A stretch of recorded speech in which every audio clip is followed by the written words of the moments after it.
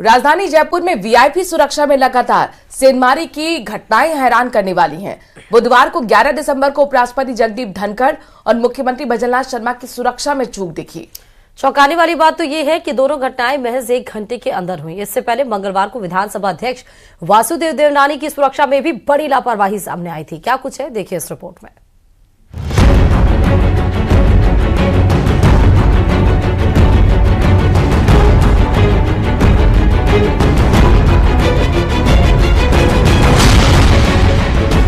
VIP सुरक्षा में सेंधमारी।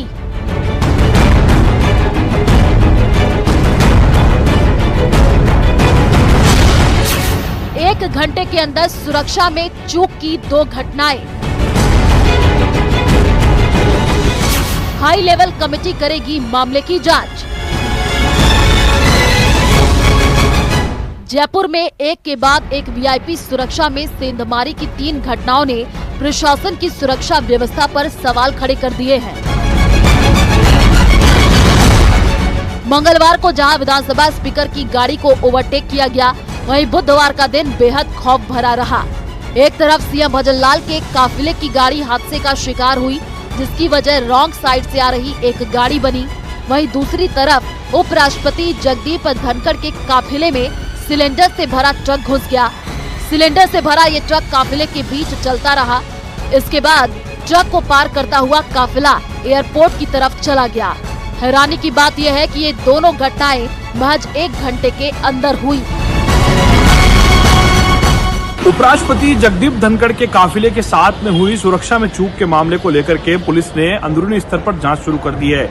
इंटेलिजेंस की सूत्रों की माने तो इसमें सीधे तौर पर जो है यातायात पुलिस कर्मियों के साथ साथ कारकेड पे लगे हुए काफिले की जिम्मेदारी संभाल रहे उन पुलिस अधिकारियों की जिम्मेदारी बनती है, जिन पर ये जिम्मेदारी होती है कि वो सुरक्षित तरीके से एक स्थान से दूसरे स्थान तक जगदीप धनखड़ को लेकर जाते।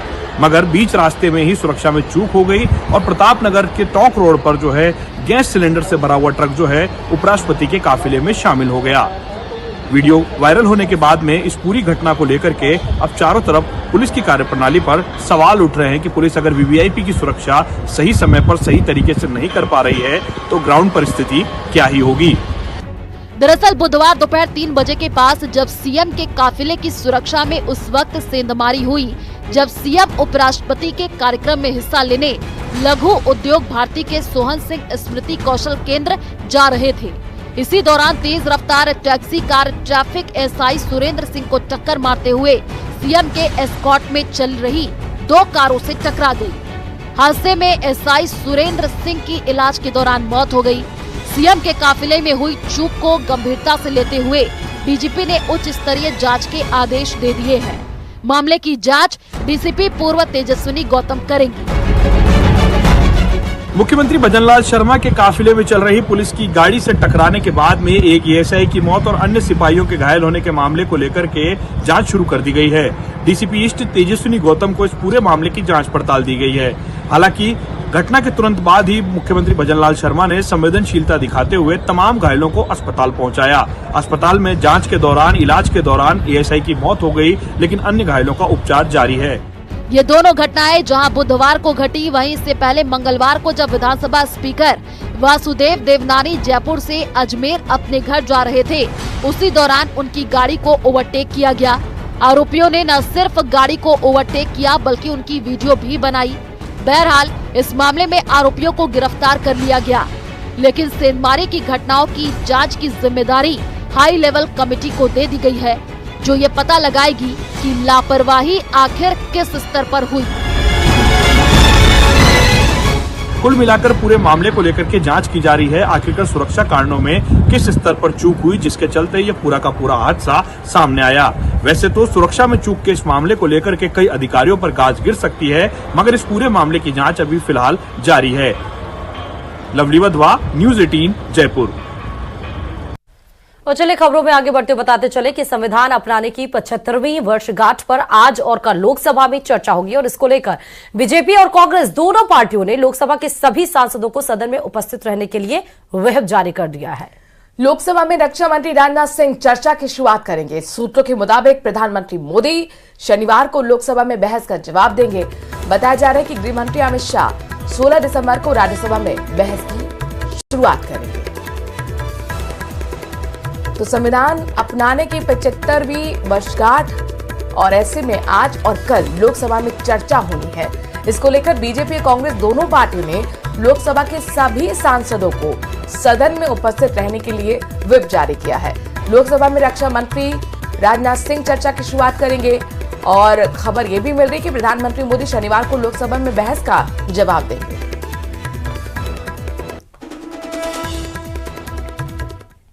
बालोतरा से बड़ी खबर आ रही है, जहां पर युवक की चाकू मारकर हत्या की गई है।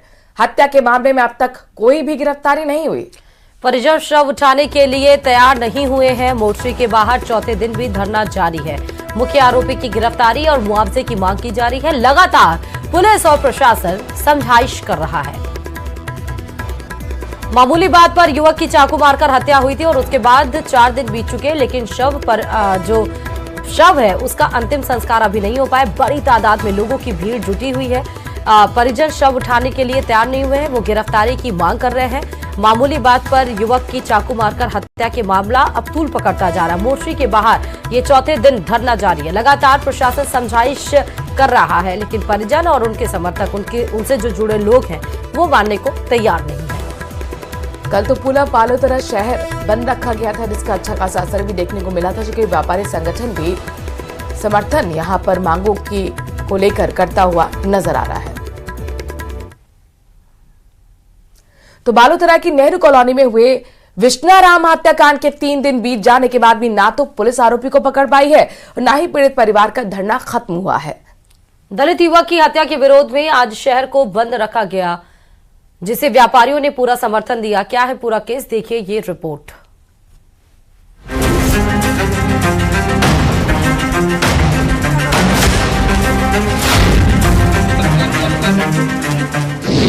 गिरफ्त से बाहर विष्णाराम का हत्यारा। तीसरे दिन भी परिवार का प्रदर्शन जारी।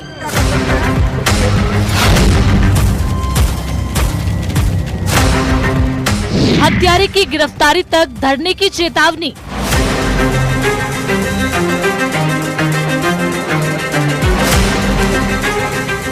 ये सीसीटीवी फुटेज इस बात का सबूत है कि कितनी बेरहमी से विष्णाराम को चाकू से गोदा गया और फिर इलाज के दौरान उसकी मौत हो गई। हत्या का आरोप इलाके के एक हिस्ट्री शीटर हर्षदान चारण पर है। ये वारदात 10 दिसंबर की है। तब से लेकर अब तक परिवार आरोपी की गिरफ्तारी को लेकर धरने पर बैठा है, लेकिन न तो आरोपी की गिरफ्तारी हो सकी है और न ही प्रशासन पीड़ित परिवार को समझा पाया है। इस बीच सर्व समाज की तरफ से बालोतरा को बंद रखा गया, जिसका व्यापार मंडल ने भी समर्थन किया। बंद को देखते हुए भारी पुलिस बल तैनात किया गया। विष्णाराम का शव मोर्चरी में रखा है और उसके बाहर पीड़ित परिवार का धरना प्रदर्शन जारी है। पीड़ित परिवार का साफ कहना है कि जब तक आरोपी की गिरफ्तारी नहीं होगी तब तक शव नहीं उठाया जाएगा। प्रशासन की तरफ से कई दौर की बातचीत भी हो चुकी है। उचित मुआवजे का भरोसा भी दिया गया, लेकिन बात नहीं बनी। धरना प्रदर्शन में नेताओं के शामिल होने का सिलसिला भी जारी है। पूर्व विधायक मदन प्रजापत, रालोद नेता थान सिंह डोली, पूर्व मंत्री गोपाल राम मेघवाल, दलित संगठन के राष्ट्रीय अध्यक्ष तारा राम मेहना ने भी वारदात पर गुस्सा जाहिर किया है और आरोपी की जल्द गिरफ्तारी की मांग की है। करीब 10 अलग अलग टीमें आरोपी हर्षदान चारण की गिरफ्तारी की कोशिश कर रही हैं। सीसीटीवी कैमरे खंगाले जा रहे हैं, लेकिन अब तक आरोपी पकड़ से दूर है। बालोतरा से न्यूज़ 18 राजस्थान के लिए प्रेम दान की रिपोर्ट।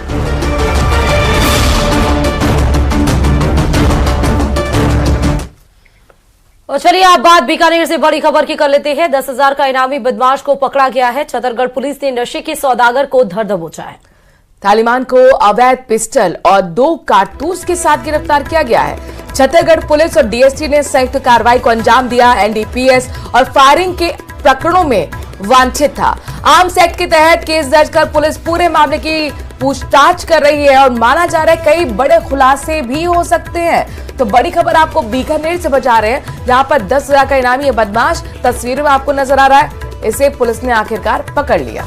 छत्तीसगढ़ पुलिस ने नशे के सौदागर को पकड़ लिया है। 10,000 का इसके ऊपर इनाम रखा गया था। आखिरकार ये पुलिस के हत्थे चढ़ ही गया। एनडीपीएस और फायरिंग के प्रकरणों में ये वांछित था।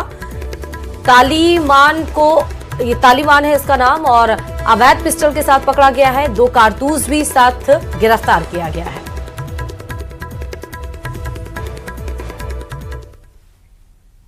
और बड़ी खबर जयपुर से है। जयपुर हाईकोर्ट बार एसोसिएशन वार्षिक चुनाव आज होने वाला है। सुप्रीम कोर्ट हाईकोर्ट के निर्देश के मुताबिक, यानी कि आदेश के मुताबिक ये चुनाव हो रहा है।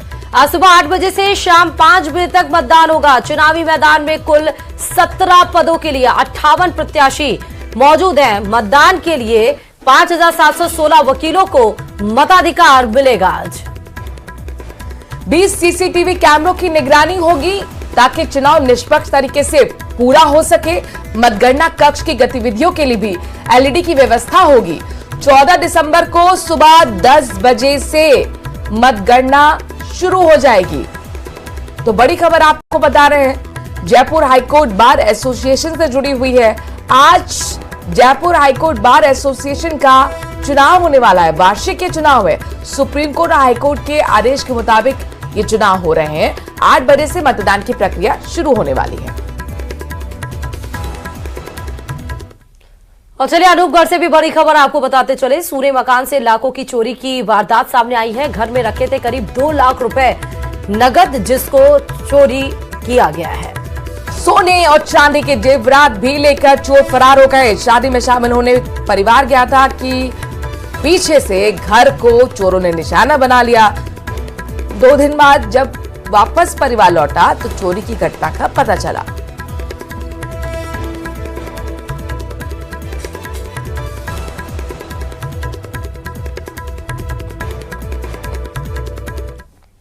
और अब आपको माउंट आबू की सैर कराते हैं। वहां के मौसम का मिजाज आपको बताते हैं। दरअसल सर्दी का 3rd डिग्री टॉर्चर वहां पर चल रहा है। तापमान जमाव बिंदु वाले पर पहुंच चुका है और लोगों का जनजीवन पूरी तरह से प्रभावित दिख रहा है।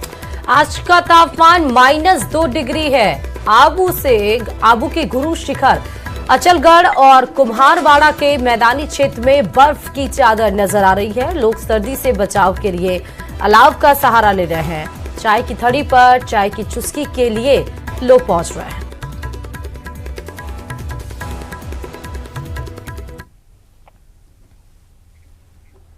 और अब एक नजर टॉप 10 खबरों पर।